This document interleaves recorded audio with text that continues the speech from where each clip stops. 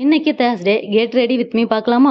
வேற எங்கேயும் இல்ல. அதிரன கூப்பிடறதுக்கு தான் கிளம்பி போயிட்டே இருக்கேன். முன்னாடிலாம் நம்ம ஜாலியா சுத்திட்டு இருந்தோம். இப்ப நமக்கு சில பல பொறுப்புகள்லாம் இருக்கு அப்படின்னு நினைக்கிறப்போ, கொஞ்சம் சிரிப்பாவும் இருக்கு, பொறுப்பாவும் இருக்க தான் செய்யுது.